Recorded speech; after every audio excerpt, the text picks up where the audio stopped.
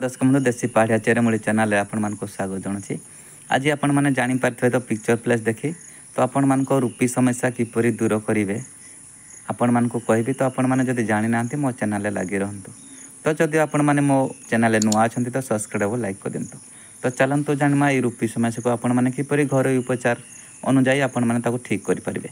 जब भी आपणकर रूपी समस्या छाड़ूना जिते मेडिसिन लगेले भी छाड़ूना तो आपण मैंने चेरमूली औषध को टिके ट्रायल करूँ। जदि छाड़ी जापारे वीडियो गोटे लाइक करदे। तो चलतु जाना ये रूपी समस्या को किपरि दूर करेंगे।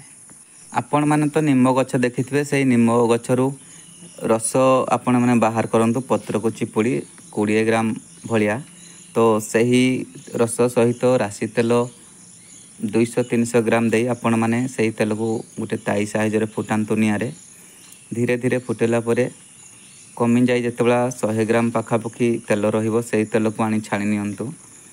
छाणी से तेल को रखि था आपणकर जदि उपी समस्या होची से तेल को मुंडरे दे टिके मालिश करंतु। देखिए आपणकर रूपी समस्या 2-3 दिन पर लगैला पर रूपी समस्या मध्य दूर हो। एवं जदि आपण मुंडरू चुट्टी भी झड़ू थाए चुट्टी झरिबा मध्य बंद हो। तो आपण मैंने यही घरोई उपचार को आराम से बिना खर्च मूल्य आपण मैंने या ट्रायल करें। तो ये मेडिसिन को आपण मैंने ट्रायल करूँ। देखो दर्शक बंधु जदि आपणकर मुंडरे सोरायसिस बा घिमिरी पड़ी जदि आपण मानक मुंडरे उठी जाउची से गोटे प्रकार रूपी तो रूपी जदि उठी जाउची तो यही तेल आपण मानक बहुत काम आसी थाए। तो ये तेल को आपण मैंने लगातु बहुत फलप्रद देता है। तो आहरी 2टा उपचार अच्छी आपण मानक कहीदे जदि यही उपचार आपण न छाड़ुची तो आहरी 2टा उपचार अच्छी आपण कहीदे से उपचार को भी आपण मैंने ट्रायल करेंगे।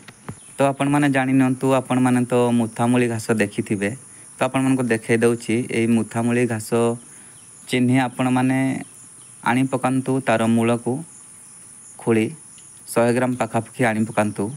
तो ताको पालिश करी बाटी नियंतु।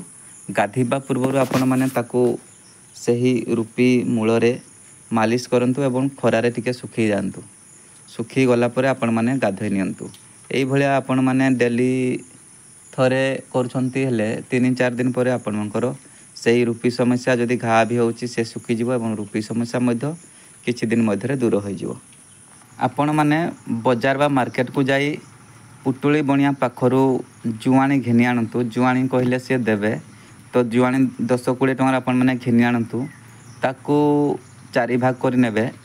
तो सेई गाधिला समय रे आपण माने ताकू भी पालिश करी बाटी नियंतु एवं से मुंड जो जगार उपी समस्या होची से मुंड जगार दे मालिश करंतु।